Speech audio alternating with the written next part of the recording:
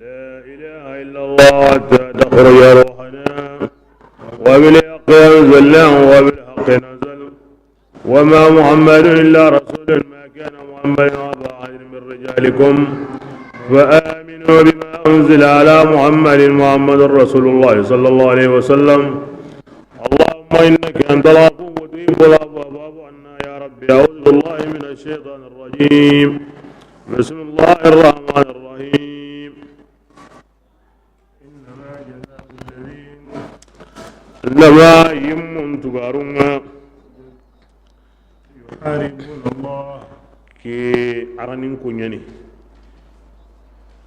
إريم مدينة بس كمناسبة بيجوا دوارا مريم مكوه اللي قصنا دارو أبراسون مكوبي قابل كارندي أبونون دي مونيندي أدي صغرو من كوكا أيوة أكن أرانين كونياني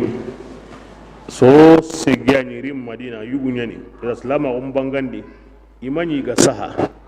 iri watum ongo Allah farsenenda ati imbugu aywa hanyugo mu kampalle nga sadaka nyugo munyani nyugo mutamido karago wo gidendi Allah faren ko mo horndo yugo no yasarin nubi yo ke magano aywa iga saha wakati kebira naga nan kari ido nyugo mundiga yille baka salama gondi kebire ngana hay kiti kuturanga ira bando maninya e kille magasagu i karindi i hayndi i retegi wo kiturango i hige walli kunduya harenga kinya Allah far senenga ara tampilde sigme waradi halleya awa itengiya idiri kata Allah farenga wa kebirenga ayam pa konni mo be kebirenga sugande mo Allah faram maga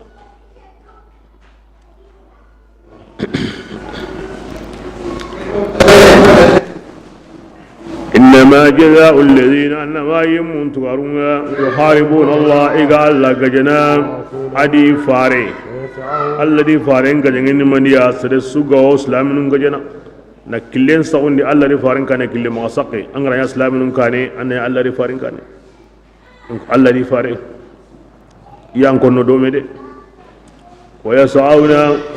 ado kun yemmo benu gatrene munyindi bonon dindeya kun tugaruni maniya an yuqattalu ini rigani kari kari mini siti ga min kutukutundi ikitunga warjulahum aritanunga na kutura kunyana mesogi tankite noginta mini rigani qata yimme bakata ura munyindi atiko koninto basa wunya ya gunta umwe dangani nadi yang azabun yang gangati ngi dangani la kharaj azimun yang qorenni illa alladhina ada Allah subhanahu wa ta'ala ara kitun gini Allah faran dini kitun kutu ari tanu ni ya na aba ni ya biti yimbenga ni to kitainga sere maga jikini ya miga ukalla aywa aya ngana aya ke hay ni to kitainga jimma kini ya na yimbenya ni biadi kenta aya kedi nga hayga ko Allah faranda kini ya o kebirenga Allah faran qati o maga sondo mbura gunya ebirenga ku goluna megtana kammo kinja bungan kebe ya o tini ida kembe nyonya nagananga angara serekari angara himbe nyai kembe kabana nyanga hina kini jabu ngoya anta kornira anya khere ho kudi anta kornira ani gemme anya dozo salama mo onto kempalle itamaganya har sizagoni amma habin go angana serekari mo be na wasondo ngura wonye kempolo nyana nga hina kempalle nan kari ken wonu madhabinga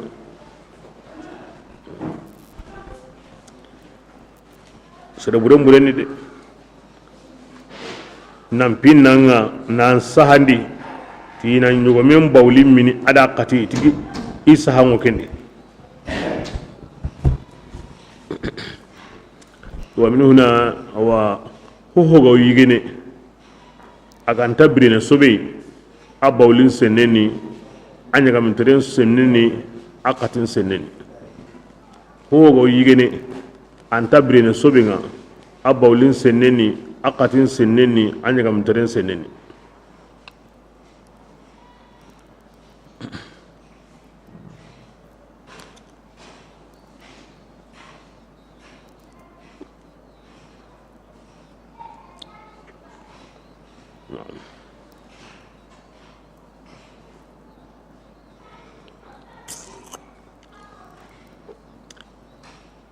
وكبر الله يقرأ كبينكو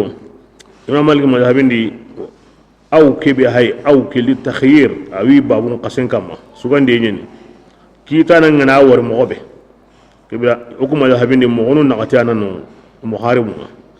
حرابة يعني كيتي كترنا عند سرين نابريلا مورو نا توم مغدي لا يمكن معه الاستغاثة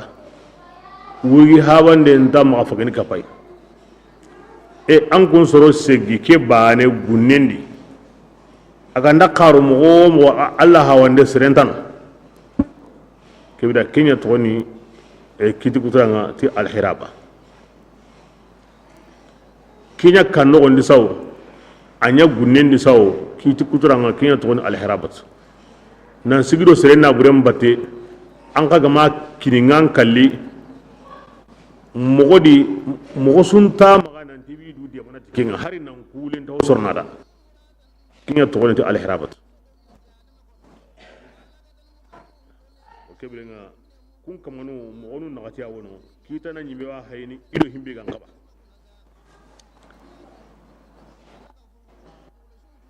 lakinni agama islami kari igolle ke nogondi ado himbe go kallame da shariyandi ado ko aga himbe kari ke ngoli nunga ma ya hama dinda gara sere kari ado himbe go kallame da islam gondi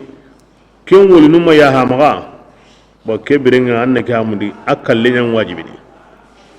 wol nunga na ya hama wal ma do kinta kallame da ke birenga sugande mo sagane kari katta kanan kinga aganda nya mogobe aro mogobe gan kawa kinyen inda gara sere kari ankara sitinen tadi wala kusunden tadi ngaga ma sere kari agolli burendo himbe gan kaba ona asuhunun kutuba ne ganda asurono mona kata bakano yime bane ganda asurono walma ona si akutu asiti hina وكم بالله أوانا كاموني أنا كري وهكذا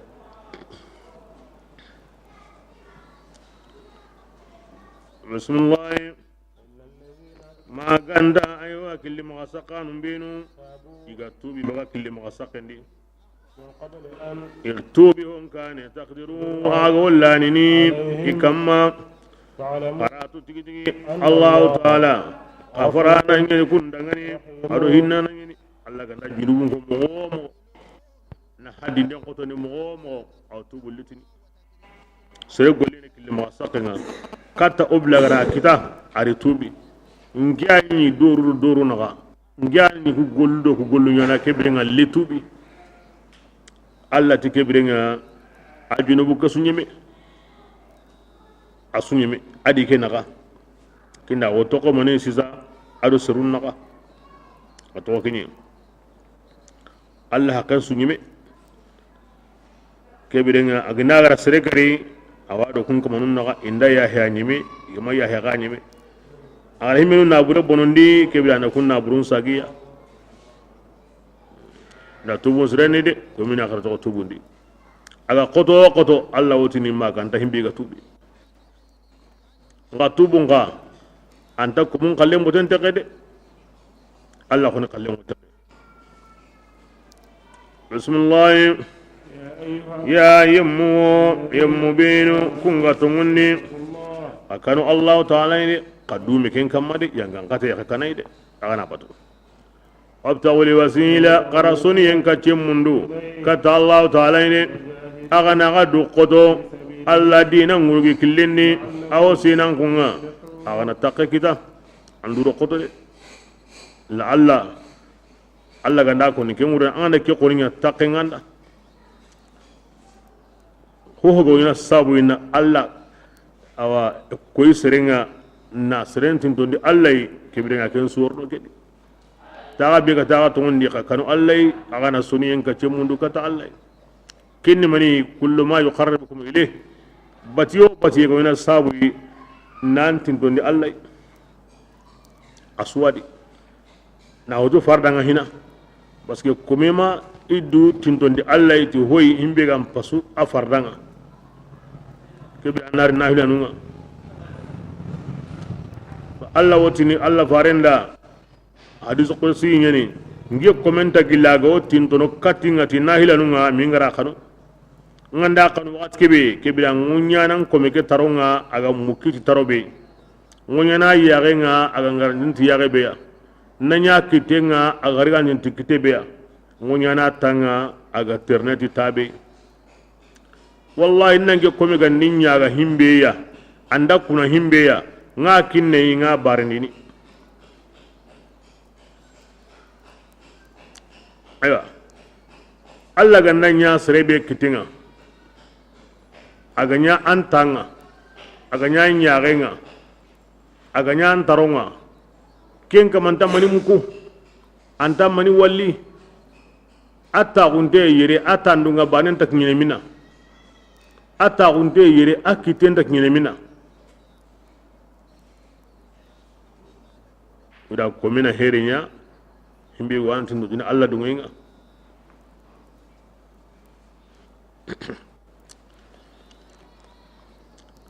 ngatin dem de anta nyana na to an kiten haramin di an yare haramin bayni an taron haramin muku an tango da haramin sagata la alla ga nan yan tan dan kiten dan yare dan noren nga ku ho hon ta kanya tan su hunun kadi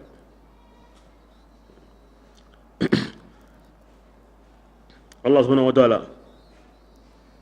aw hadisin yugo ni mi da kuteni tikuntuhu kuntuhu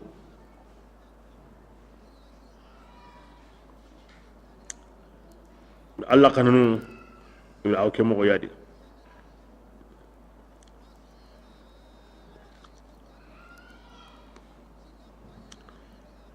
bismillah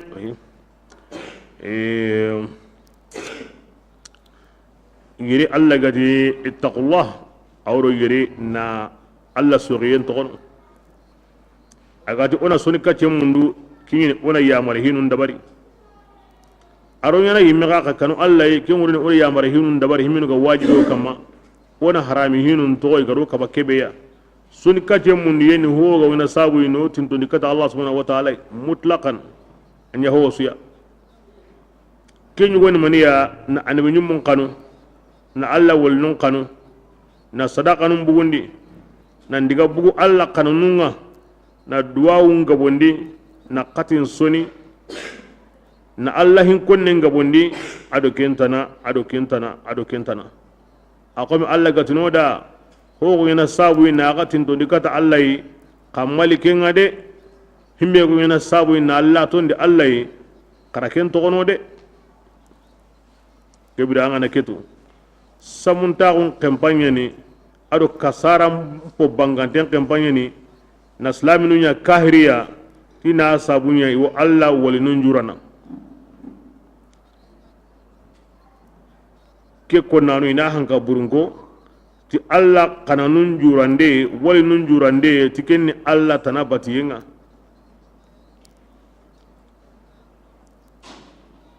jurande ado batiye iwo to banu ya kalla nandiga Allah kana nun jura Allah wal nun jura ona me kanu Allah di kin yugani islamu wa yana kin sabura Allah gati ona me kan Allah di Allah farin diga mariyo ala la imana liman la mahabbata lahu Allah farin di liman ga ko timman den ta sireda sirebe kanu ye ganta kaman sonno men di Allah jatin sabu dangani e ke ibrahim yo srelli man ga on timmani Allah kanu den kanu e kella nyana ti kenni awa junubu ya makengo kene me kata kahira ya kebrenga himbe go yana sabu yana srelli man ga on timmandi Allah ka to dangani ona soni kacce mundu himbe ga wotindo dina Allah ya limanan ka unti mahon su asuna yuwe ono tambu wono ngure on diga bugu mi Allah jatin sabura ko na hoko ni kinga salama wondi Allah dun gonu magri na dugili Allah faran kiyenga mallengi so boke wura mi kanta Allah jatin sabura wura bugu mi Allah jatin sabura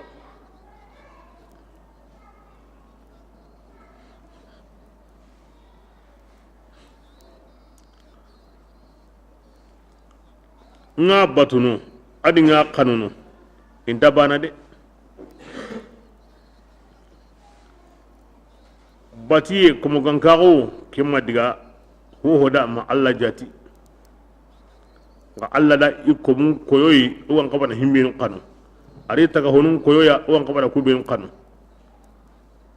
agar himbinu dukatuka uwan kabana koni ari kana koyoya Allah ko masru kunta kanta kendi de ara kangarinya katu yimi tu kunta konni angara kun koni kibran i hay gran tu indi de ti gajange ngu aga do mena o sunna dun konu mpakar lan kiyai sunna dun konu mpakar lan kiyai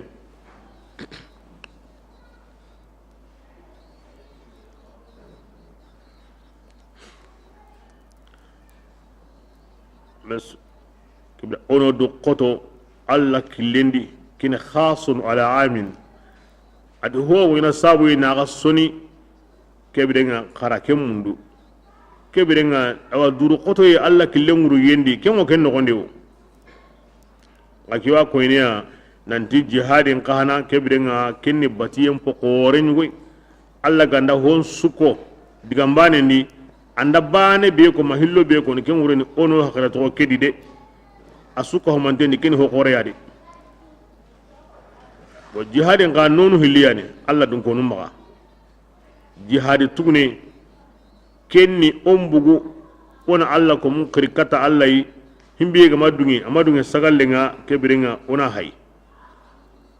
jihadi qorenga ni seren nan bungu di nyonkin batte nan bugu do shaytan batte nan tokkido Allah do farentinga kini jihad qorenga nga sirum maga ando annan bugu nan diga kahirun suguta ana me kari aga magem konnedi akini ho qorenga la ken ho tuguni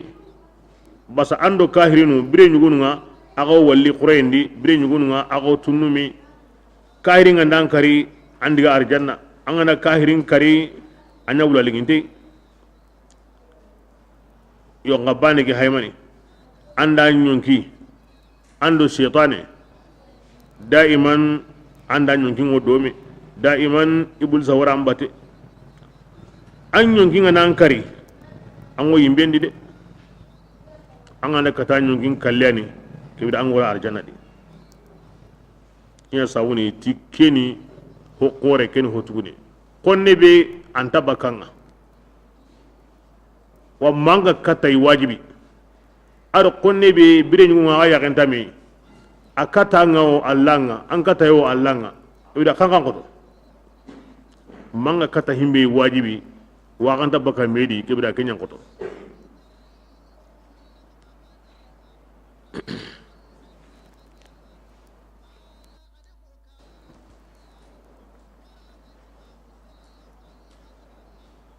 ewda ko kemo yadi jihad qore kini nyonki nga jagani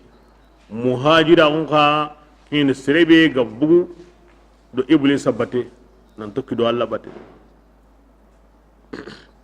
wala wala bismillah kina qomi digam awa bugu kina qomi digam ke dalunya Allah ka jikara Allah kan lazimi ko sabu wulalin ta unna kite kebringa Allah kan ni ganta sire be di comme kahirinu kebringa maganga sadin ta kenna hana la garade alawati innal ladhina yamubinu kunga kafirago haranda ho sabati nantu hon subi dangani ho ga munyindi asusu na me tananya kapai ko sa wuraini do maganga sa diken su ko mantenga gilli la gara ko tan nyanga katenga imanya igari gandini gilli kungade yang azabun yang ngade dangani alimun ken torantini de basa la gara nahanya dunali mananka aru allan kanne nganga karakingan tano kebire ho ganda amma antar bane surna harbane antar nyamma wanda amma anta surna bismillah adi kafirin ngala murunu aywa imbugu yimbendi an kanani imanya bakanu gilli yimbenga yanga ngade wi dangani muqimun ken tora agen du mantinni yazbillah kanduk sini be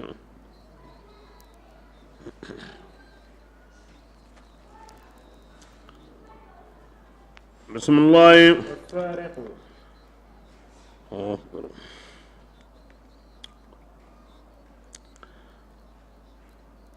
Allah subhanahu wa ta'ala Quran ak nyantengo aramu kannen koni mo siren kampanga yire a hay haye mpi konni awa jopana hayana yugo kempalle awdna hayana yagare kata kane ande jene mpi konni awtu jene nan yagare ma ada yugo man sabura himbe nde himbe kanan kenga kem polon kaba to konni no hayendi yugu nyan sembenta yagarunga a heren tu yenda nyamonda mo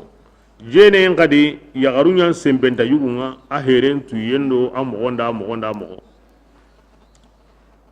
na ko en Qur'an akam banken den ande se hen ko ni anda ko ni mo be se en tuana ranta bote buni dai himbe gan kaba ko ni no ko be hana ara kem polo kono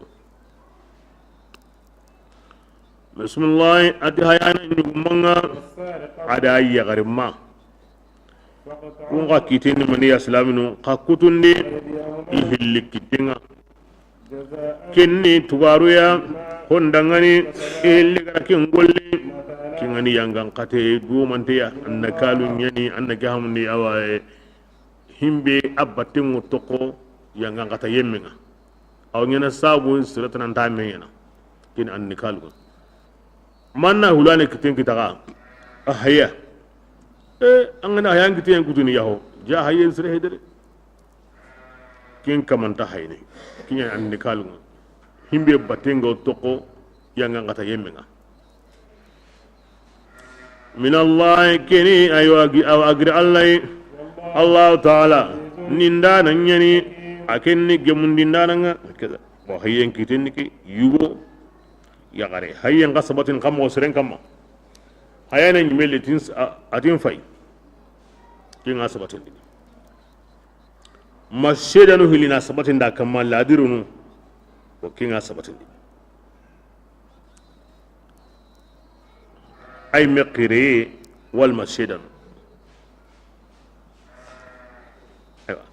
nga anta sabatina kamma tijja ko yandenu nakindenga de na dullundi mana dakundi mana katu magotini yani la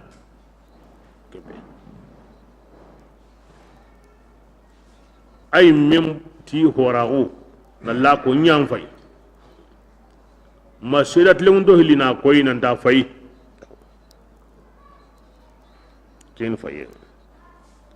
na katu magatini mana dakundi magatini mana dullundi magatini ay kembita Allah kalen buda hayyenga kutundenga o himbedi ado kutundenga ta himbedi kun kan tabana Allah ko ni hayana nan kuti nga kamba yana ndambe onko sunna ngena koyoya a hayho anda dirhaminu sikki baga manda dinar bane takan na tandim baga wal mahu go gemme kenga anya gore ndambe tana o himbe yigana sisa yo ma yilliyani ma cigani ma sugani ma jagayani ma nani ma yiramani ma telefoniyani akoni go kembaka kebe anda fay kebe nga kenni woni gana kutunde ni sabi sunanda ko yo khare ana butu tangay ndi tangay ni maniya digame de huye sauda an gana ti nge hoyen tunu anyi minna anda na konkoni wangenda ke serde ko walere kebiranga kem payana takutini anyi minna anda na konkoni akina hayana nyime mo hezi digame de huye sauda awti ndo ke batte bale fi ko mu nga walangala na walangala hondu no kube gan kaba ladandi awwalino tagurandi awwalino kebira kenni ken tangaray nga honga ndak wana ngari no kube kemi nda walle gere o ladandi o tawro anga ne ken ngarno ganda wutu haye nyeni de akuti entadi dole himbe gan haye nga kuti nga wadi aka manengo kutuni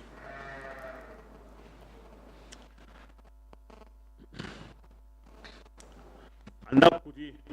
kebrenga anda nyina bure kewa maka aw sagene anda yanta maka araro laqi anyime nga kuti ganda himbedi anda nya wa maka aw sagene anda nyanta maka awa mundu tammo ngai atkana o minnan kutini alla kontina kitten kutu ala tanu ina kitten kutu aywa nga nanti ewa akutuni minna okuma ya ngara kebe sabatindi bokeni na kutu kitin kanne na drum kutu bakay hede kitin kanne na kutu ko ya koy akutuni ma sumen to menya wa wu khallende kitin kanne tahana tayempolo kemo kutuni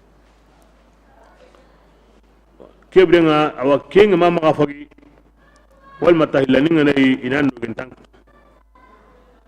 kenga masro wal matasikani nganai kebrenga inan no gentang kutu kenga masro wal mama ka fagi kebrenga inat tayin tang kutu kem palle agana hay gari o kebrenga anna gamne aywa yu'azzaz inaguhu na rokka sunga aw tokono ma asuro inga na bange kebirin awalle agama ma fageni maniya tayin kite nan ko nan kutiren ka kite ke adromu na kasintene dromu sikki hakmana walma dromen tayime ga dromu sikki be gani anani adromu won takewadi nga dromi ngori kan tay bane o honu har na to higan dayno ngar bane so nga dromi gom bane ko ni dayno aro kiya wono wa jagasiri wono wa mananu ge wono wa madrol lagare mbatam re wono wa madrol lagare wono wa kebra tigeni kitenga nga dromi ko ni kan tano honu di kan tano bane kebra ko kiti kan tay paye kunna gati awa ana hana lo muslim bo konu se ke mogodi kini agama maka fagiya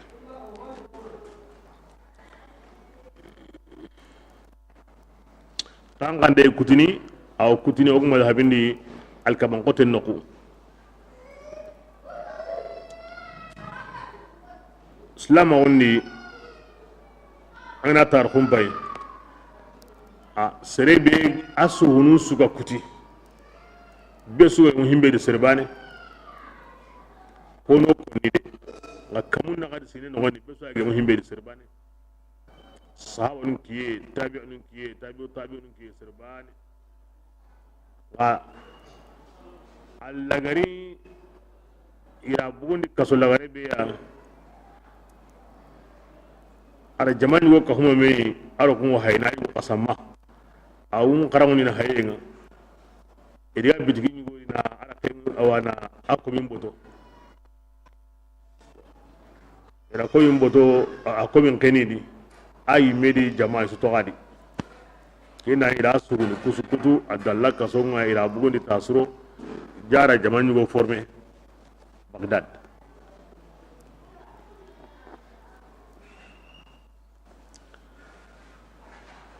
جزاء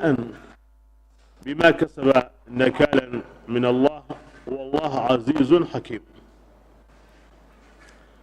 سربانه كتنغنا كوتيسا سربانه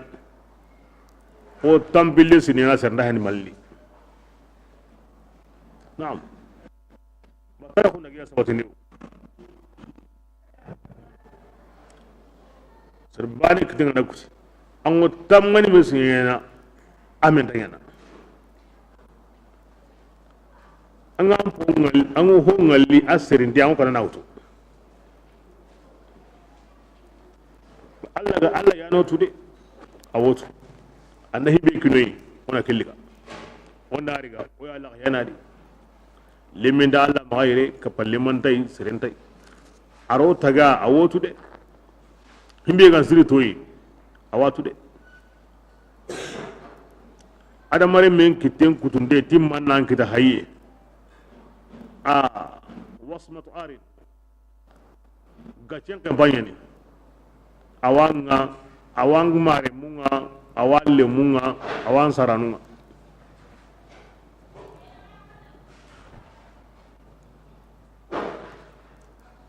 hayana awajibina kama ni du suturi wata imbe ganda kiritai na me hayana imbe ni wajibina kama de ani du suturi kinya sirin ana herenya an tubi na nabureke sagandi kamanga saga mogodi aha ulani ke ho winga ngin naga a haygi sere ngana ken kana ngani mbakare nda mogodi ayo nyimi akare wani o ahin to gun ma tanga sege na mo siri aha antan ne unan dinda mbon fay aro yana saga mun ngai aro yana ga hokkanna anna ma ardiga ko ti man kiritai ke zawra yega tana hulani ko ingira ngendo mena a hayke akute ni meno inshallah nda akute morni ngia karanta kendi de angeni ngena ni mi akare wadi khalas anga ya hari tanya hari anga wari gana ariga o keta akute ni gono nya haykendi amma ta ngura ta mo sri Allah nda ko me kalle hanade annan ando sudurika na nyakundu kenyam pasudina nda annan jamura ko timfai karin haddi kiyam pasukin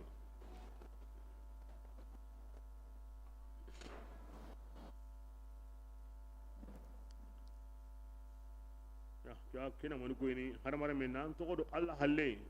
valer nga suhunu suya ngana buru ya penga valer nda suhunu ngade kite be hega kudi sisa dirhamu sikibane di ken kite bane serega nda kinyina ni kehe aka mangorni mani tuba arni mani tuba kamu karagi dinare arni kinya tuba nga hay dinare bane tagan natanin sabuda avalerin su hayga bugai kuda har mari man su humo ke modi valerin wai agama ba kusire an taro an yage an kite asuqallen kon den serega na yadan kamma guru ko nyantu gene nganda aywa e ginge ndangi kebiranga e ginge mo dangi nangadi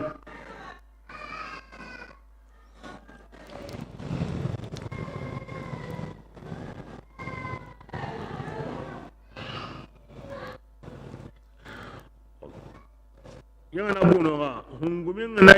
hayana maga nani imak ne kidrang awa kebirenga anna gamundi aywa imam shafi madhabin di kebirenga awa anyime kiti kuten tari kare wagu madhabin di hayyo mun ga sabati ti sheda nunga wal mahyana ni mekirenga aywa kebirenga koni awa akutina de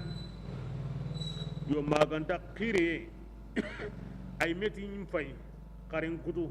kada ka blaga o kina ay meti karin ma fay mo kebirenga kiri ay mega na sage baka kendi nanyu umak nya kidiranga kebirenga kiti kutu en dagende kari o kin o ko ma habiga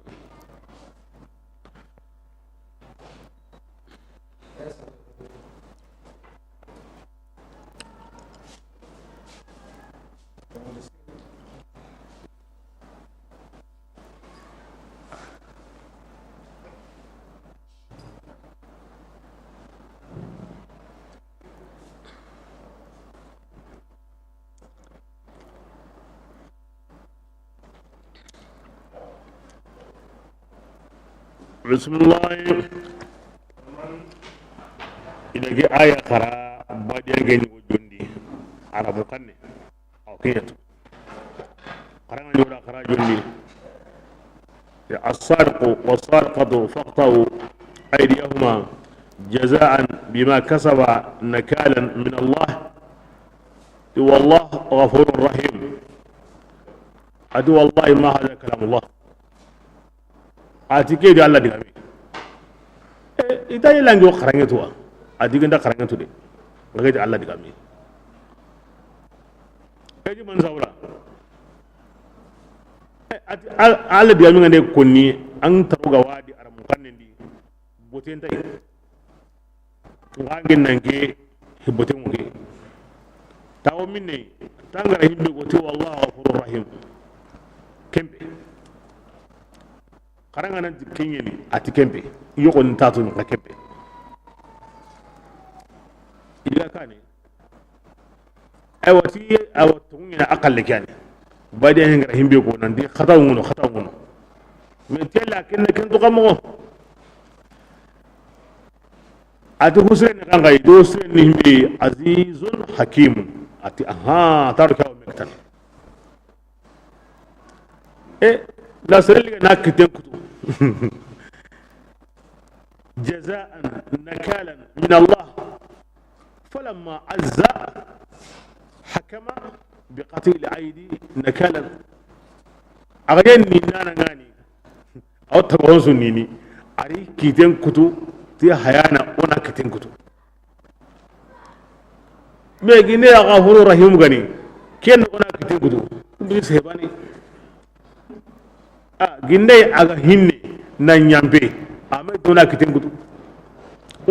kutu nan tla kare ni ya hana ni kafara nga atukunda megtan ona kiten kutu ngani ni ndana nga wakinin kitanga ataro kenyo megtan ya wadu qur'ana qotte suga wadi ago botebeya aw non paka bu kele ketu maniya bil fitrati salim ago qur'ana be mu ko arabu kan nambe be gani boten dai arabu kan di sen to wondi kene boten kara kiten kutu ngo hinne mu ya hene ay kunta megtana kara kiten kutu ngani ni ndana ngani kitara arko nyana megtana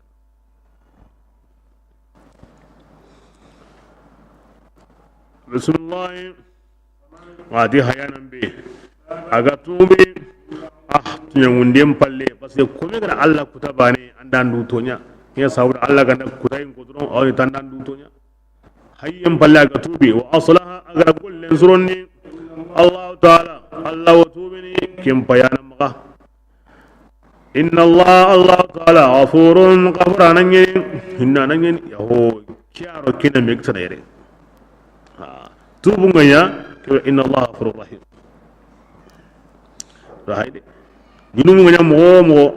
Allah tubu ya sembedi de seren tubi de bismillah yalli anke madwa nandi Allah taala kam patu marandinga dangani arungu marandinga da Allah yemme nyanga patana agra nyanga patian kanu kenda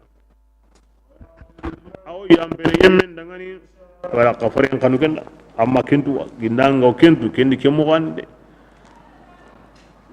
Allah taala la niyana nyani khonsu maga kafari arawada ya hay to hayangan kate arawada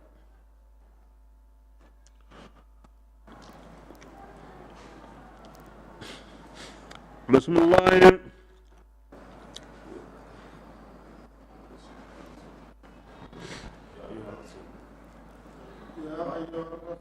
يا هاركي الرسول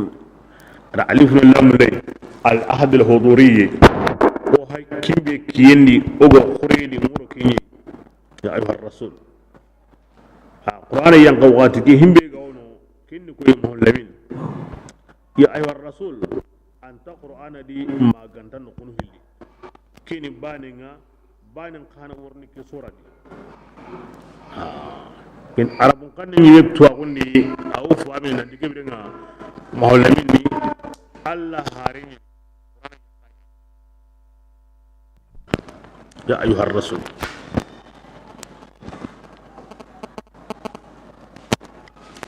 wa na khirin dinya nora wundi na ma'arif anda bare kibranga kenni koy himbe go qur'an nissa bismillah yem magan sunondi kunyam muga kinyono kafira on sabunundi kenna magan sunondi hono wono alla farenga ti maganya bani ayi na kinyana karakenya hari ne ga wayne wato kono alla fare kenna magan sunondi kun to kono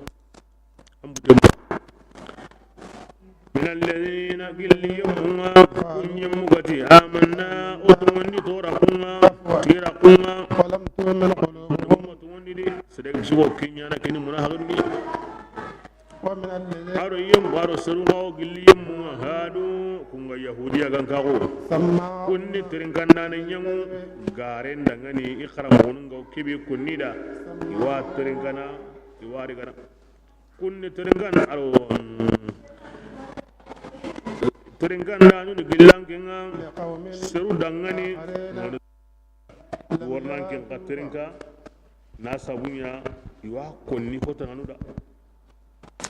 imaranga hina de imaranga hina kunnu go khaybaran ko يحرفون الكلمة وطوريتك أو كلمة لنا من بعد مواده أيوة نجاموني أو أكيد سوى هل الله مغمغبي كما يواي لنا بككين كما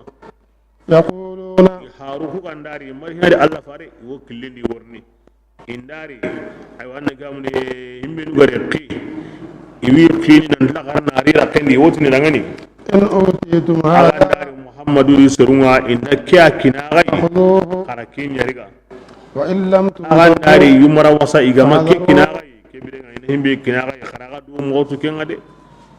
kini kaba ko ngade kadiga hulane tirni kitenga anyi mina mo onu hillikada anda ke koni kebirenga du kinga agama ke kanda amotu kengade kebirenga tirnen hani maniya Allah tirni man sabda amma to ko tangal ke tabane kun ko nu jarabin tengini fitnan tengini يصبر التي ومن يمن بين يرد الله الله غركين جرمي الا امرنا سانكني فلن تملك شيئا ان تريه النسمرا لو كن كمان دغني اقل الله ما دي الله دي جربيا كم بل من كي يمبا تو تان قلنga tabane nan to tin qallenga ngadai man cerebrem ponsunu cerebrauni imaga salama goni newen dinanye imi watu inta simonati gidungalle muhsinin kama o tikin muslima woni wa yahudiya daiman ijukun maniya tatabu ar-rukhsat nan newhinu wo himbe ditanyime an andi nan kama an kitabe ngamma andi muhammadu tumuhe akta yambi tumuya mani sawara muhsinu liga najini an kundi kibra agasir qorunyani khaybaran kunnan kunga arab bane khurezan gon kri na kullu ngararni hare akun la alla faren tirndi ta kitabe ngama aga bina ngama aga masagoya ngamanni ke ya tatabu ar-rukhsat niwi ngawdo bangi beita ngamu ndana ngarno andan niwi ka gada kebre gidu ngalle nya kuna gada kebre kharaga mo to kengade ko kani diga men harunda me togo bitendi na tawura ketana yahudiyanu qri na kungaradini atirnega oga sawni dinal ni sere sugoro ndo kilemba ne abate muna hakin juku ngandi yahudiyan juku ngandi an alla batu takibane kama dan tatenga la an toko do bambane kem pokote kenna pokotenga kem ponni kenna ponenga aga noro bangi be tangi onu ni lali munum ma kini muna ha kunyi yahudan juk ni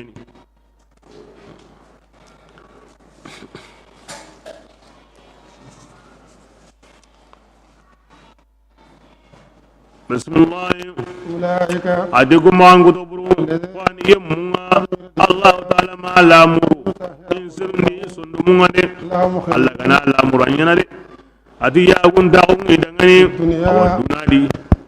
ga ya uke qurain kamma adi yanga ngate ngi dangani la khara azim ken qorenni سماعون adi tirinkan dana nyangu garen dangani yiga nyangu haramin na buren dangani جاءوك ya rasulullah imar hinade mbay gari ma ngutun kanda indaranga tanan kiti ina gandi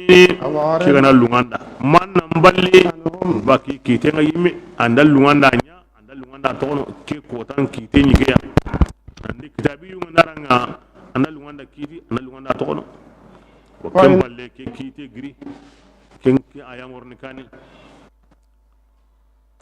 bismillah وإن تغرد kebre nga nganda balle عنهم baki magayme فلن يضروك kem intan torono shay'an harbane ya وإن حكمت banga tanan kidi ido menaga فحكم annan kidi ina andi tilemun taquma إن الله Allah taala يحب awo المقسطين tilemun to munda de kitendi aw ko munda ayi baraji di nan kidi nan tilemu islamin do menaga kahirin do menaga islamin do kahirin naga Allah wa munda وكيف adi kam boni يحكمونك kun wanki nyana kita nanga وإنهم ibe التوراة tawratu ngi maga فيها حكم Allah الله kite ngadi har ni himbe tirndenya nan de muhsinin ngana jeni ona gidun wara ken wo tawrata di keni kaba ko ngade imare tungu mundu de irin ne mundiya bismillah ثم kem balle يتولون iwi halle ko ni tawrata kidenga awa kem balle وما أولئك aje ko yemmu manya ti tungun danu de إنا anna dogu tunganga ora musa tawrata nyankandi فيها هدى aywa فيها هدى kanda ingo tawreta ni ونور adon noro ngadi يحكم annabi nyimmu النبيون ngokitini ti tawreta min bani israil الذين adi yemmu benu أسلموا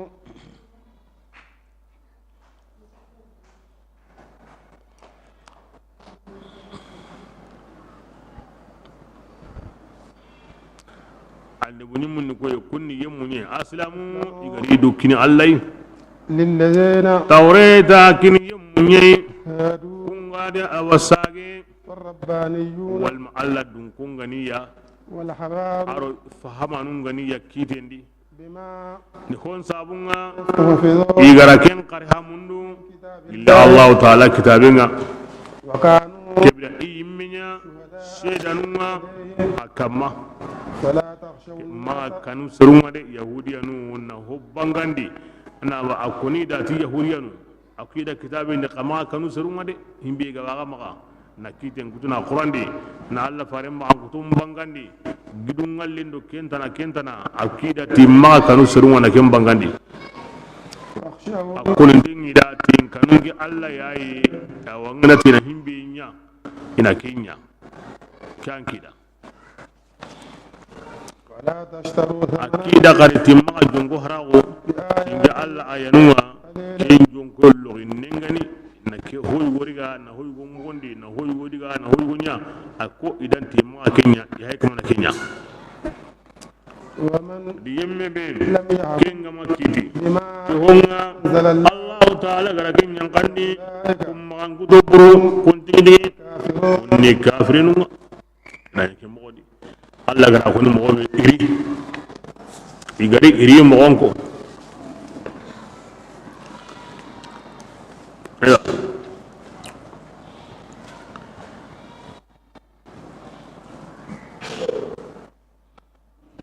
iri mo onko aywa kenda ni mohsin yanje ne yugo kedo ya gare ke asunu sere qorenye e kuntina kame jane buwidi na sinambinen koti na kenya na iya galla kumpinandi ni situndi haren kama ni jonko haren palleya ida kyako ima kalle ko de kin palle da haren ki banu qurayza kinna likata allah farin ina allah farin tirindi anda ke ka gada atungu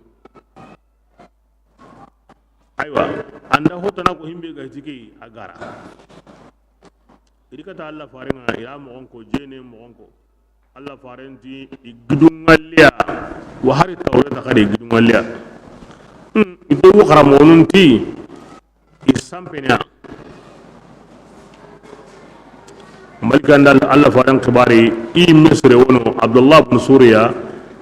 kin ngarandi na akitina tiyal kin koy malikan da kin ma kutun ko Allah faran ti da bollimni wa gadi wannan kai ne sana bani ne a tan kullini atoni ibn Suriya itiya i me qaneto ayana aywa ayan inta dina yahudiyan su lenki Allah faran da khairat ni ila akhiri agari Allah faran ta da anyani suriya re menga atiyaho anyan tu inda yahudiyan su aywa atina kinya konni de Allah faran de basun ta de ago dungin na kinya kita na nga odo mena gawa i metiyaho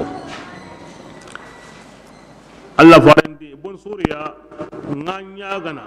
tikka mane be tongu bati tunga ganta halle agara hangen bogo naga kisindi na fir'auna dun konun to jindi yalli anga nyini aga tawretan de nanti serega nay muhsininga anga na jene an kabana gidunga rewa bun suriya ta Allah farenda aywa angarin simmandi mogo be halle na Allah koreyenko agara himbe nya osre kasunda na kenko kempalle nga tunga na hokone siza himbe gadi tunga tawreta kitabe awin bini ni garen ko nan da ken palle koy ni mo ni lana mo be ngo kentu kinga ya bane yahudi on da mankan grindi igarba sonda kama adi karen to kono nganda garen kutun kanu yang ngangata ni ara tongo atin kem mo gani balle ara Allah farantir ni hinu yugon moy ay meni kuntu Allah farandi jabi kinya sabu ya aken salama la wari be so sabu sire kinya sabu aslama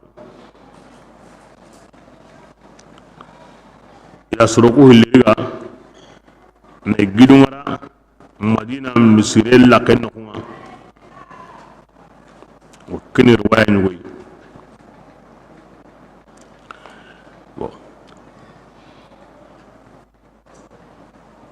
Allah di khabarin ko gilli ga mare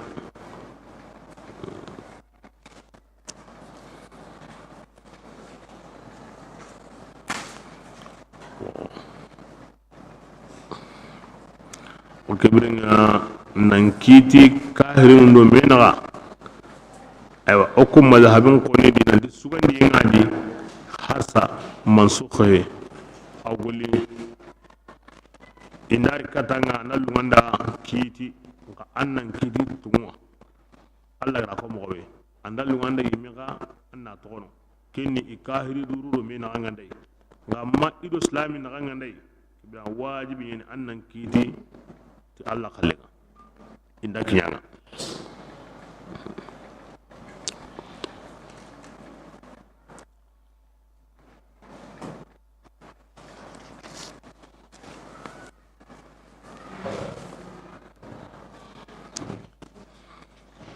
kitan qara golli gabenya islama gunde mandendi ado islama gunjiri ndendi titele mun takunga ba kahirun ni wurnu baka imme kitanunga na sabunya inyenge ndendi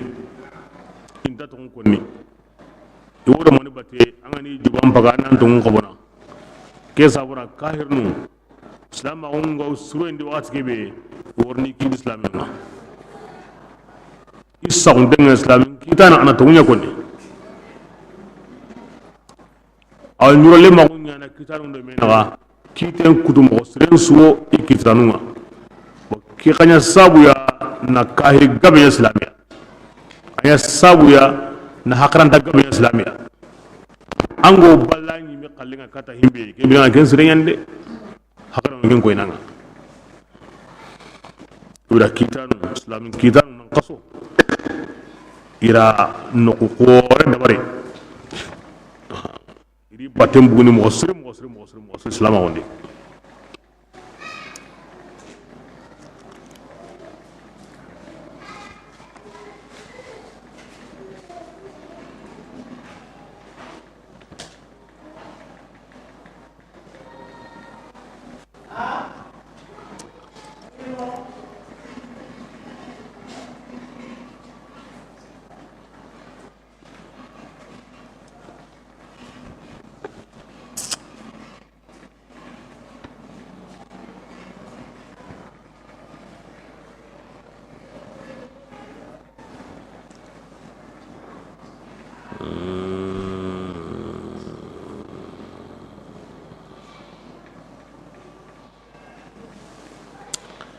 njere ada ko ti himbe gama kiti ti Allah yang kandenga fa ulaika humul fasiqun tukun dinan bakano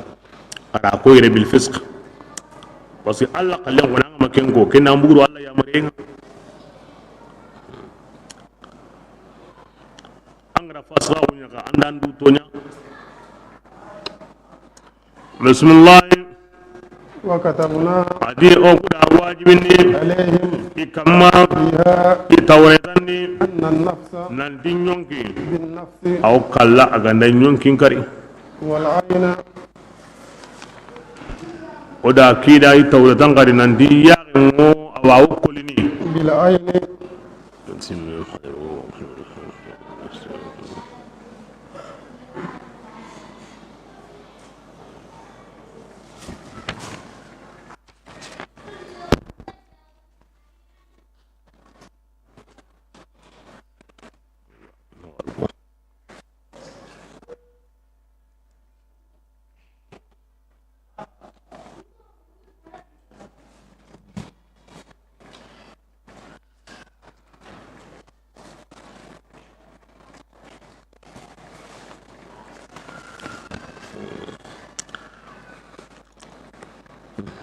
never so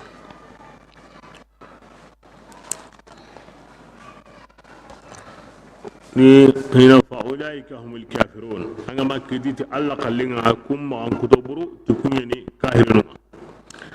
aya nyanga konu di bani quraywa aro bani nadir inya bani ngana bani serenkari an wodiyan tagaden kinni nka honda kara bani nazira di kebe an wodiyan timmanten kinni imaga bani nadir kunnan paso bani qurayzai kebrenga yanya na modi ku kalle diyan tagane ku kalle diyan su ayan ka kono di yahudiyan meni nga ko ni demo aya su wanda yang ka hero ndi ayran kampengo qir ni islami kutan kama dara kite en telemundi kinyan ko ni na kenki ti meju hilia kembi Allah kalle meju bana wono an ganda ki Allah kallen ta nai na digandi kebidan kenni kafira kunga kufru milla an bu islama woni medi ngan ki ti Allah kallen ta nai nyengen ta ko sabuda an be magan tagemme a haram denni ngok mo haramen dabari an ko mana nya sago en sabura kebidan an be ma haram dengan bare kebidan ken kafira ko kenni kufru lawi anda Allah neman fisirin Allah anda Allah neman fisirin Allah kutayo kutai fasirin ranya salama gundi ayi me maka muku mana nya kan tageme bo kebenga kento woni fasiraw ato woni tunya gundi kafiraw ngana konnan saka ma awreni fisirin Allah gundi kufru billambe kutai de kuma de hilla kapede o kutai dolo minne hayye jene wa hakaza nganga di har banen tay bane kebrenga aya kufru millah Allah ka ho yange di hondai kebra ken kafra ko be kafra ko konni arabun kan ngeni ay wonu murini fisri ngalla nga ay awre na dam bu islam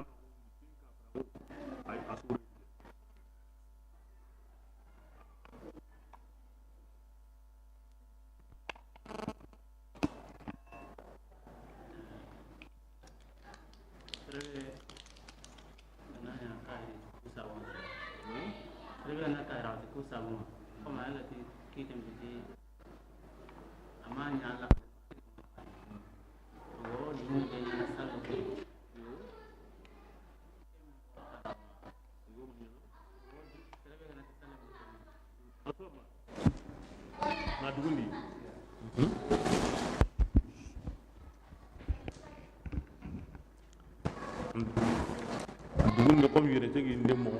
ay yere tegi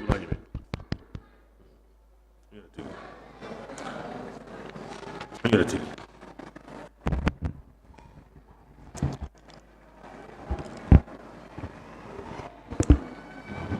بسم الله وكتبنا وقد أفردني عليهم أيها يهوديان كما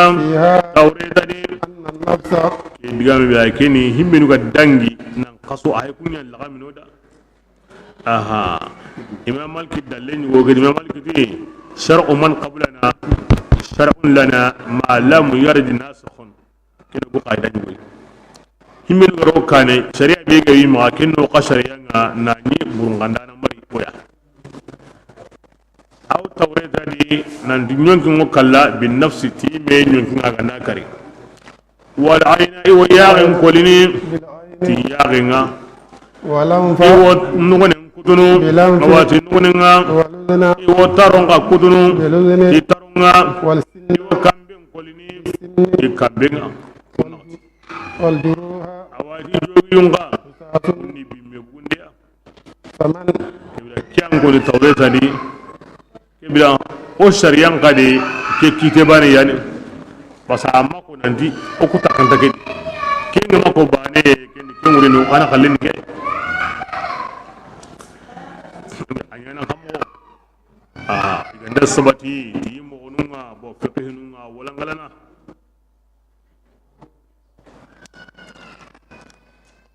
بسم الله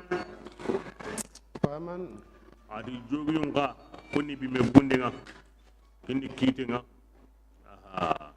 wakabida wangenga na hayni yamali madawi hukuma nyawo hohodi aywa ho sabatin de gamare na dikkeni kediyanga kebidanga kitengu kendi amma andani sharia nda ho sabatin da dikkeni kediyanga kebidanga khatawun qani kebidanga kendiyanga هون ونو بجوجين خنا كنت عندي تغنينتمو الجروح قصاص تغنينتمو جوجين ونو تامبون داتو كندي وندي كندا المتالف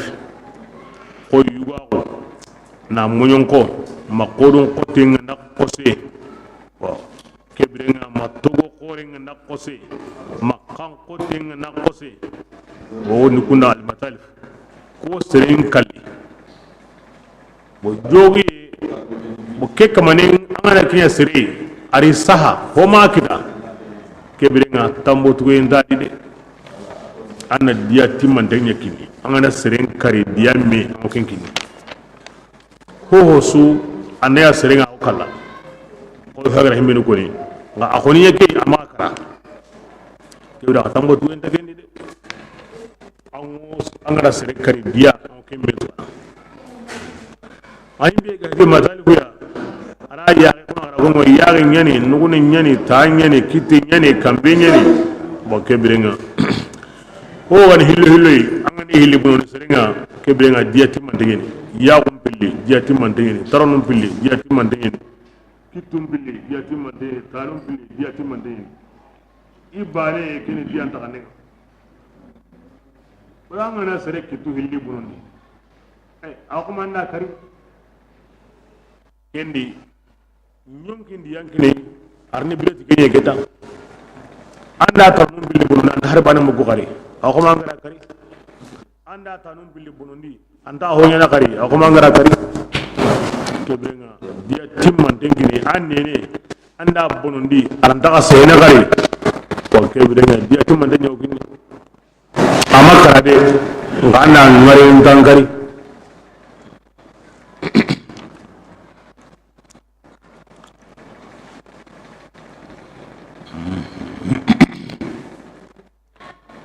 ina jogu ngawno himbe ganda koten qurandi akni koten me ala koten garana ge sembenga ado annake hamundi suhane ngana ge nogon tatenga ma nogon kani ma doro koro ngandi yake nogon ama kusemboto wodi kunda aljaifa bila kujogu na wodi ko ati jogi ko na ati bila kusuka diam paken ko ntenni nga jogi de kan take baka ke bila hukuma ngokendi awakiti nga jogi gawno adiyanta baka hina ma jogi yemme ngana saha anda saha wakati kebe baka bilenga adiyanga ne baka abaka kem pakatinya ona tuka ganai atuka ne kem pakatinya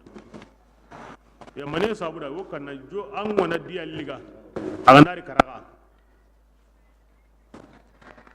kebe ago sen sagani do halle garbe mlawo sikki hina anda saha wakati be kebe nga diga be mo kine diyam pinga nyaago diyam dunu kebe nga tankarage kuna ne morni yere tankarage sere wo kunana sere jogin de serundi o seren kara o kunati allah kulani gara jogin de berai kanyana kari sura ken tankarage kuna inga kesa woni maga jogi ndi alli ga hina na to jogi me masaha o jogi ngana diga jarandanu na jogi ina hay dindai aga kiye mo be aju hem pakke ando gondara yom pakke akiya kote ngawa kote ni bakawa akiya sembe ngawa ina so kenje na saha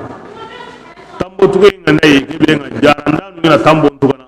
kunyana saha akota na wari aga mo be ina me tugadi diang ne mega jogi ngo hakabe to be ga wayi ken ko ni kebira shiragu mo ken jogi to ndiyan ko na watu kana wema hi kumba he jaranda ndo shiragu munna me de ma jogi bindi anta sorno kempalle amana jogi anda jaranda ba ngana diga no kebira jogi yang kebare na tukke yani wal matammo ngane tu na yi kunda sa ken wajibi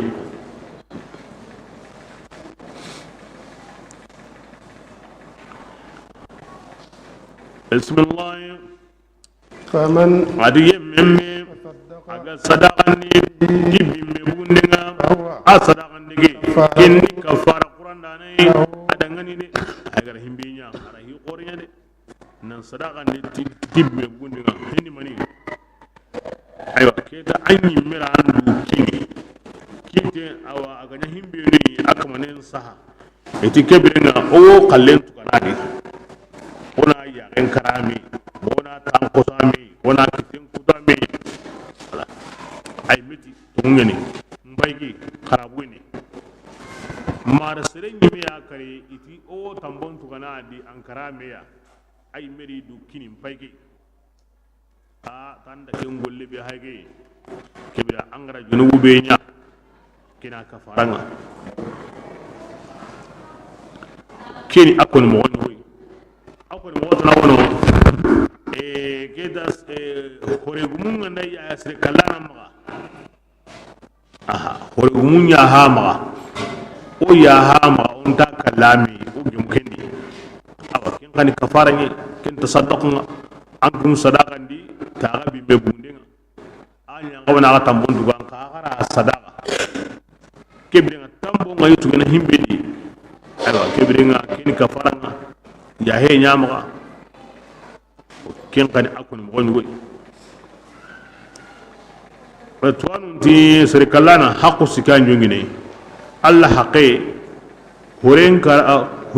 ngom paqe ado hureni me haqqe sere kallana ngani dukini bane nan tubi kata allah yi kar allah haqqe mbundi kebrenga allah haqqe nyime huren kar ngom paqe nyime huren paqe be ganiga allah yi me o ken dugandini amaga amma kiten kuti ona kari a bari dukinni a wuru a mugu ira jakoyanta munduwa na jakoyanta ngari na gari ni ira kari ken mogodin awa tambugaya na ni ama tubi kebira allah bangen koni kenu mato huren kamanu huren karun kon kallen woni ken yeme kuma ama tubi kebira allah kallen wono de kengana buno kari agar himbe kari kengana kalle ngono wa ibn qayyim wa ko ni kemo godi me khilafu ni go lasli ndire akin ngi tagantemo awa banin kama kemme so gene maniya lalimunum ma me kita hi gudi yalli haddin debe Allah ga tona anya atta kan na mani kama hunde nyani wa wal majaran de nyani halil hudud mabniyun ala zawajiri am ala al jawabir haddin de nanya asigi serenda me yana khariyawa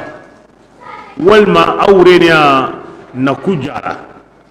aro siren kari ora karame kibirenga leo saha o kibirenga hadinde awina bare be sawura kuma me kira ibn qayyim range digame aken digaro himminu gati hadinde mureni ya gunde ni awina sabu siren taga me na kari aken digaro kini kibir o ganda kenga ma agara ko ni mo be kini angana andu kini asunyimi angama andu kini kibirenga huren karun gomba ani akale na nyeme imam malik mazhabin ko ni kini robani kay haddinde ni jarande ni o su jarande ngari o su sahana o ko mazhabin ni sere kallana ko ni ganda karamo di islami nyani ari min islamin kare kan nyani ida kite nguru tawo kala ari du kinio amu awariwo akoni ganda katakitene na bimmeke bugunda di ta sunyeme Allah hakan yeme kuren pakan yeme kuren karun gon awa asunyeme baze seheni wono asef yajibu ma qablahu ti ka handa ho sunyema ko ga nyakane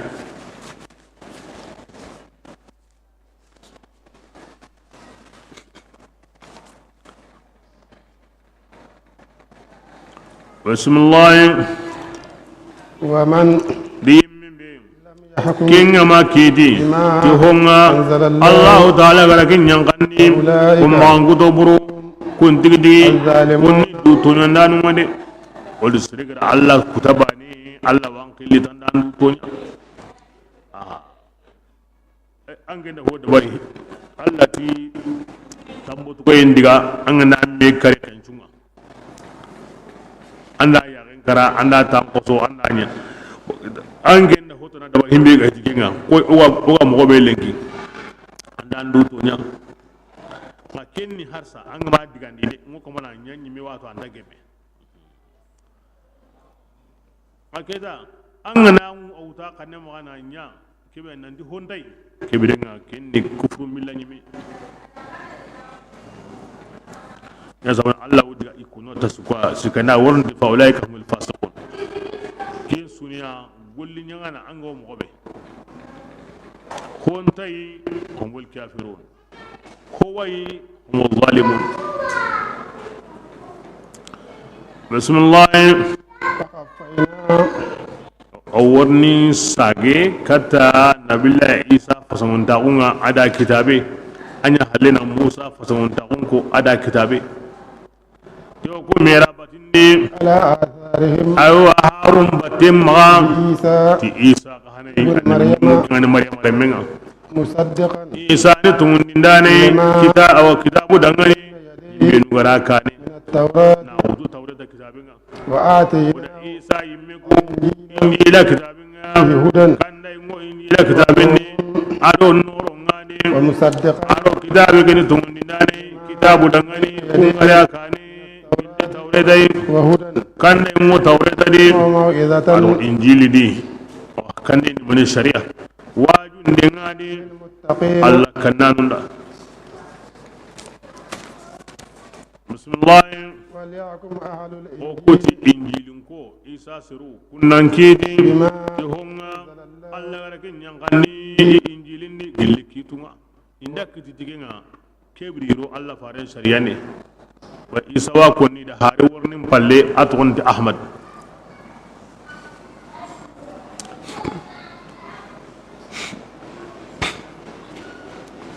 bismillah ومن hadiyem mebe لم يحكم kenga makedi te honga Allah gara ken nyangani mangu to buru konti dige الفاسقون dinam bakanunga وأنزلنا الكتاب أوغو تنغنا أيوا كتاب ينغني إليك كتانك مولا من قي بالحق الكتاب كتاب بي أوغا واتو أغو تاريخ سيسا إنجيل كو توريتا كو نيسرون كو إلى سوري إنجيل كو نهمبيغا كيسرون دا إلى سوري كيدا أوهاي غا كتاب ينغني كتان قي أو بيغو قرين دو سوغو كتاب بيتو أو هنا تاريخ أقرت توني دي مصدقا قرآن غني توني كتاب دغني يبين غراكاني من الكتاب كتاب تندوي ومهيمنا القرآن يعني ينغانا أسوق هم دينكما فحكم يبدا الله فالكيدي بينهم أيوا كتاب دون كونون دومينا إذا ترافعوا إليك إن كيدي ورغي كتانا تهونا أنزل الله ينغني كتانا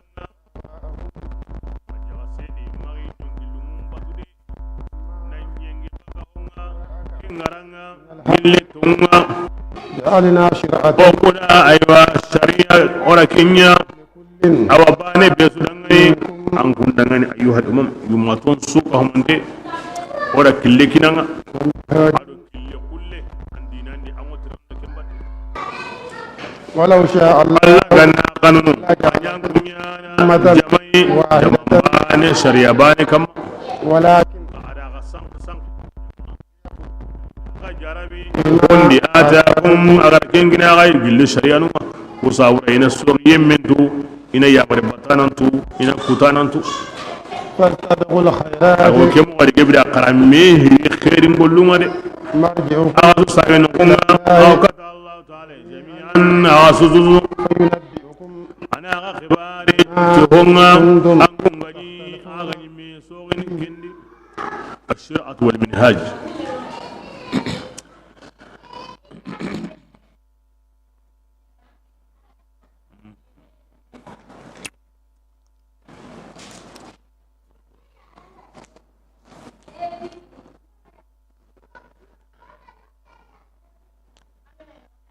شرعة يعني على قنني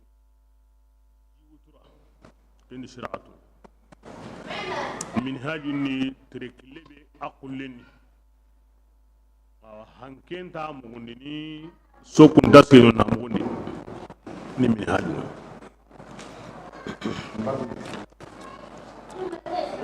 Allah haygeda aywa gollun kurike mo yadi kitabun ga himbe ko nati Allah ti angana to kido kembate ibire nga jimo do ken killeya kille ko leni angana diga nyumo o kebire nga anda jinkita kille ko leni jimono killundi wona kenya mundun keni dimendere killenga huken tadi kusen tadi tirnen tadi keni jiwutu killenga jimono Qur'an kharawn ango himbetu anganda himbetu awa misalin kunanda Allah ga kara kenya kama kenya kebe Allah ga so wonda nya kemmo wori de ora buddi khore kama ken arjanne ora buddi khore kama ken arjanne shi'at wal minhaj kenya kin besu ya an gana an kallen to kono kebe da ngora bu bunnen kama de anta jikta na de شريعة أو جهة كما من الشريعة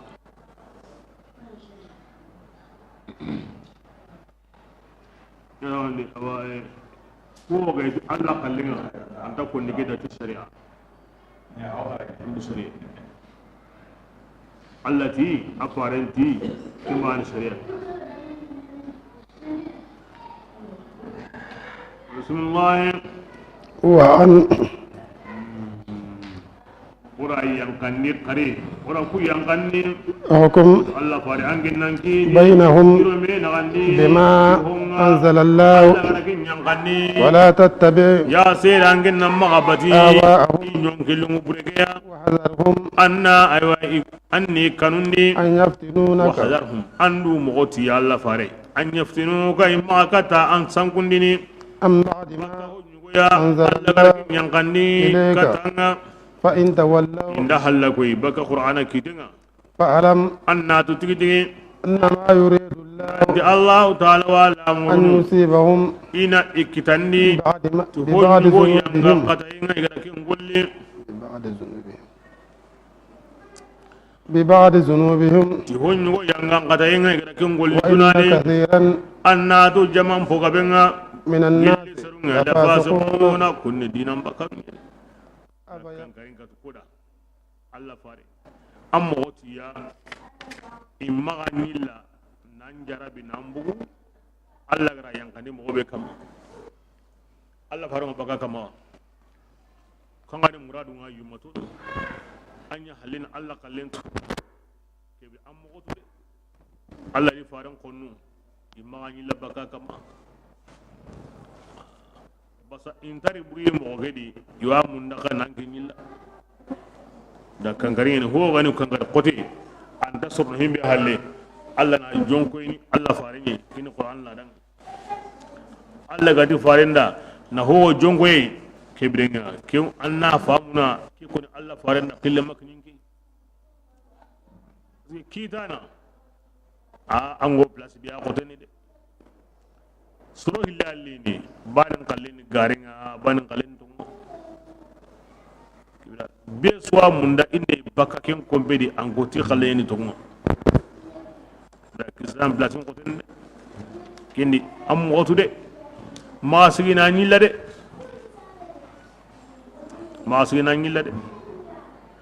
angran jubango de muyi ango yillene de ya sa Allah duran ko na jonko Allah farin am mo de ma sigina nyilla de ngadro Allah farin ade awro yumma zonu yi ki tanu binu go wurni awro kunyi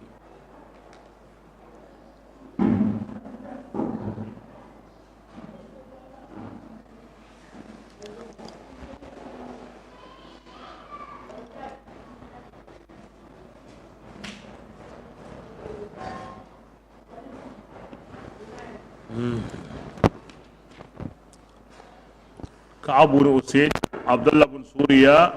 شاش ابن قيس كن مدينة في كهوري وجي كودانا يهودية برو بتي ميدا ون ديغا كتا محمد يا أيون دي هنا كتا أكوبنا بكي دينا يوما يري محمد أنا زوجاني يهودية هو يعني وزنتنا هو يعني كان هو نمبر kebire ga yahudi an so ambatu in tanso in to ku sogni de anna bainana wa baina qaumina oguri menye inna bainana oguri menye ni aw odo surunna ti de wodo menaka kebire ga worni kitanga on dare kiti lungondi oyay kam kinga nanya o sakanga o anto mundi ni alla parenti mbara agandari natto munden to munya kinne ba minta kanan kan bidi ba minta urugan ta bidi ayan kinin gari ya min jon ko ni Allah fare ya ngadro Allah fare bara nani aya ke bayan emriya asena li kitiri mo kebre ni ma to an talinga aywa kanga lungo dininga kina kallenga amma to Allah faran ko ni manilla radina kai horen to mudin manilla radina kananga horen to mudin mo wadi so Allah wa ko nada magan du sa bindi kundu sa kinna ni sa makendi mo su agande ta ngara kanye na dikida awa kike luwandi nga ngoto wondi ni ay tasibra buru nana awarni besu tan sa kunyi aw besu lu parce que wa to hontel Allah farenda nan dangi kanan ga kore seri buru kore nan to wondi iwatu kenya la rajana hosu ko honde iwatu gilli ajo para wanda gore bi ko gondo fosu mana akya na ni kinga pa buru nana ko kemo woni himbe gallanda awat ande gina arni keli boyani am moto de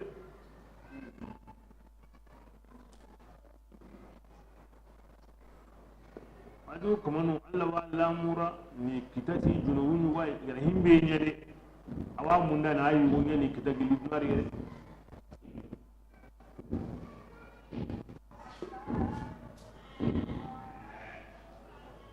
Rasulullah أفيبغون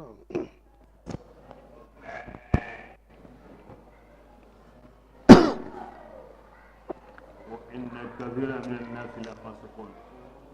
كيف يهوديا باني الله فريق تسلي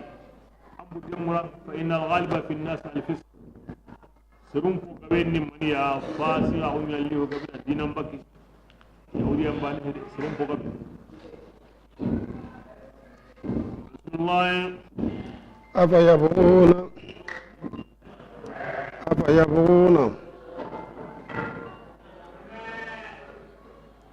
يلي أويكم من دنيا حكم الجاهلية تاغنون دون كونون كيتيني ونا هنغمون سغنيا ونا كانغون سغنيا يكون كينيا مندا ومن أحسن من الله حكما لقوم يوقنون يعني عند قوم دعنا ويوم ما كيتم بسنا الله خلي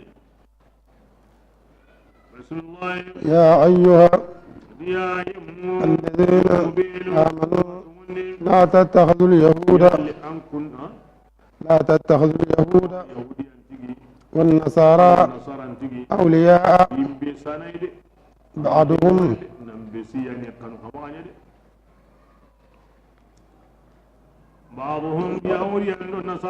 أولياء بعض ومن يتولهم منكم فإنه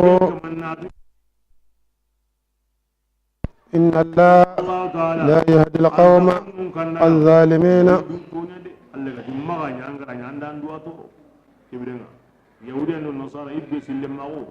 التي أوانيانية إبس اللي معه هذا كبرنا أوينا ساوي إكي الله دان كنا تبدأ نسترين كانوا كموري الله وقومنا ده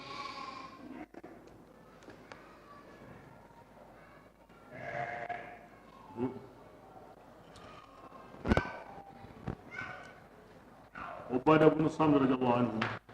عبد الله بن أبي بن سلول من أهل المنطقة إلى ميك تهيج وبارتي مناها كده غني عدي أو نجيب من يوم قبل ويهودي عندي نبرني مغا هنكني دي أيوة إيهم قوين مغسري نغنجري سو من يماغونا نبوغي باكي سوي نانتوكي دو الله دي فارنا نكي عبادة bisanan tinga kanan tinga minjangin tinga Allah di fare Abdullah bin Ubay qatada nge koninta bare ne baka yahudiya nun mi jama'u basa nge kanna mani sabura Muhammadun bikin dar ni lagi hinga na yile di no umbrina hinga na ya mbuga baki anda sorno de Ibrahim nge konan ta sorno minga to de bate ki Allah fare ti obada ati abal khabar angara timbi ni yahudiya ni mujama umma na saw obada kallen kama ewa kinnan ken kumare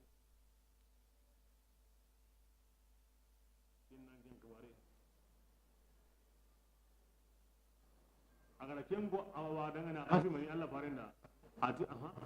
kingan nge kumare elle ngira kellinga ayu waqa Allah farina an kirina kanda tanda golli gurinya an gara kebe ko kinna gen kalli kin Allah ri faran kalli amma kan amma sage amma saham an de kebe nga kinga ningi a kalli ken an kara kin mutu a kara kin mutu ade ko ayen yan an ga dan tumundi ira ubadu gara ya mo gobe ana kin mo gobe kin bal Abdullah ibn Ubay ibn Salih anda kin yatte anyi yayi anya rantai Allah ma kan da kare ومن يتولهم منكم فإنه منهم عبد الله بن أبي أري ونسنيا منها غني وكبرنا يهوديا أتغري إن الله لا يهدي القوم الظالمين الله ما كان نقل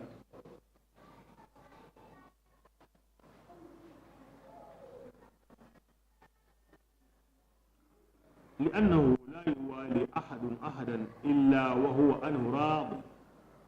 بسرو سرنتا يانا باني نانيان بيسويا ما غناني أندو منتمو أقول لنا أديننا أنا دون سرق بولي لا دينا جبري أنك حاجة منا أما المعاملة مع الكراهة فلا ضر في ذلك ودا كو دونا نقول دنيا دومي هاي كم تباسي ناني قرية منو كم تباسي الله فرني ميدو إذا كينيا دومي أقبي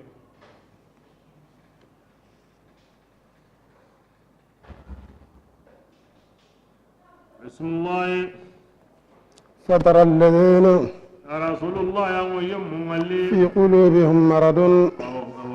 وتنغا كون سنمندي سن الله تو اتخاد الله تو كون عبد الله بن يسارعون فيهم يقولون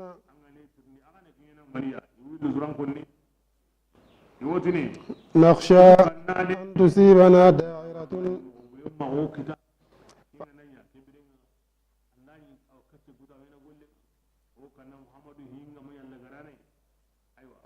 والما سينين مصر هم ينيا عندنا يورو حل كويا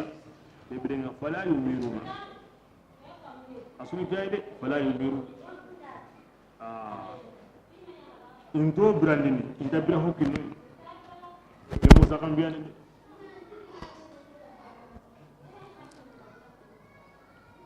ini kya ko ni giligem pakati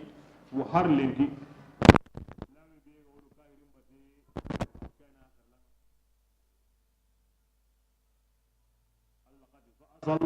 فأسأل الله أن يأتي بالفتح أو أمر من عنده فيصبحوا نادمين على ما أسروا في أنفسهم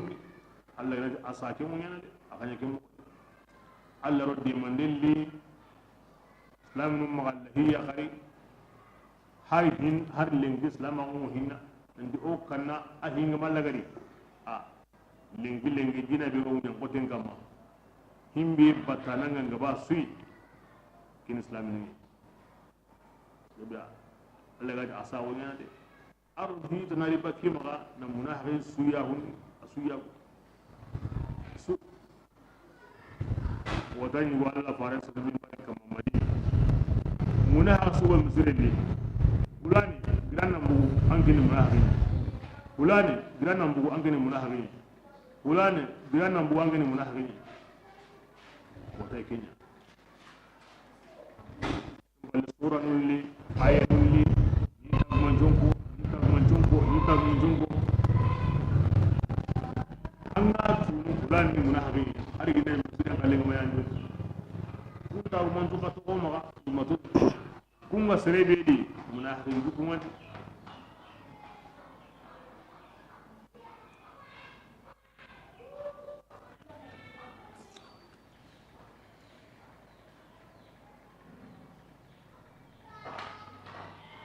يا سوي على رسول الله التي انا عند ظن عبدي بي فليظن بي ما يشاء الله فرد التي in jekko min gan simman mo obede min kun wadi kibren angawa munna mo obede an Allah ni kunwa kibren Allah simma ke mo wadi an Allah gigi nanti akhirin allin kane ngani ke mo wadi masanga ni an kama akhirin ne an ga an kin sakala ne kam an Allah gigi ga nanti bonin kane an bonin nan kane dan me wata da kan wasu gani kina garkin su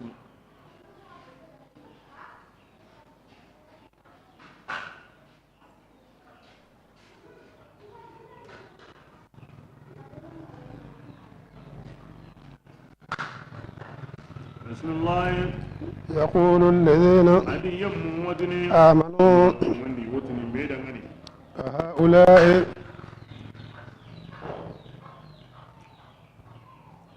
agi awo sini ko yo nyana yo nimisini yo gundande ke kam ikahira o ado ikahir min yama o adi ken ko tanga nakni islam nu mutuni meda ngani basa kahir nu manayya bo munafiqun manayya o ke ko tanga islam nu mutuni meda هؤلاء الذين قالوا يوموا أقسموا بالله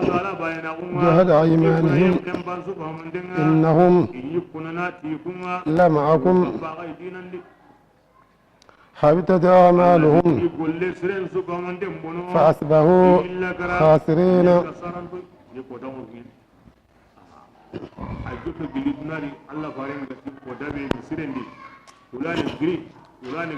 fulani giri ja hulan hana wadi kuma kin la gara kotan ka Allah wajina a gollin su la gara kotan ya kuma nanya wajina a gollin su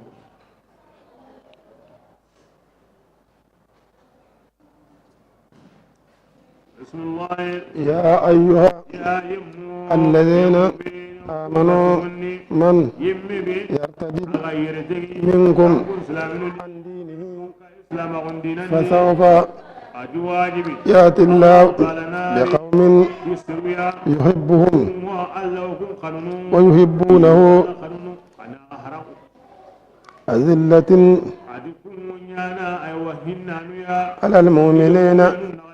عزة على الكافرين يجاهدون في سبيل الله ولا يخافون لومة لائم ذلك فضل الله يؤتيه من يشاء والله واسع عليم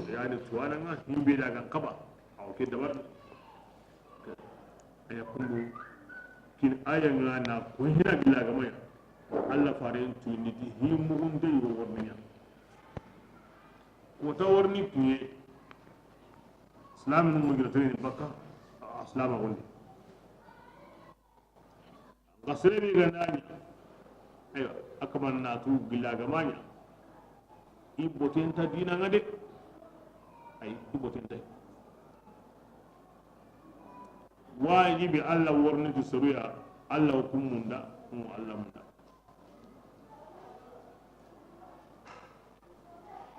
Allah farin sallallahu alaihi wasallam kika ko bane ati hum qawm hada suru be ga warni ken ko tanga go Allah munda Allah ga munda ati kai go suru ken ya kan goyi hakimul wayandi ken Abu Musa al-Ash'ari ash'arinku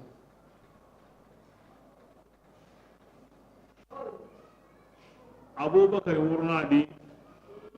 ado sirbin ga kai na ku sirin manyan doni gaja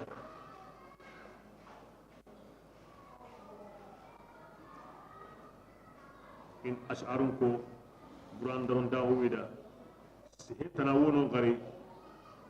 aw kin warni kata gane iburan kare kare mu kin ash'arinku ari ma hudu akko danga nagi islamin munda wa hinnaniya wa kahirun konni hindane ma in takkan najragi muru guna harun tabana ido kahirun tabana Allah ka himbe ta iqallin gini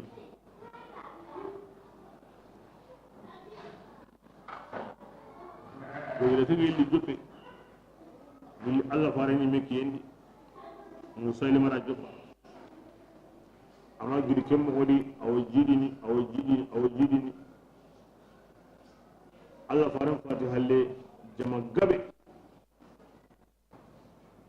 Abu Bakar kiyendi nyeru Umar kiyendi bani si kodo min yana Allah farani meki yendi banu madlaji kun kanan kento wani tuzul himar har fareni wanya maga anda warahim bi awa dabarni ana darahim bi tokono awa tokono atiket annabi mi atongin aswadu al ansi bijan kata na nyanyi na kaso an yaman kebirenga ayin no kube anya kunka nan genga Allah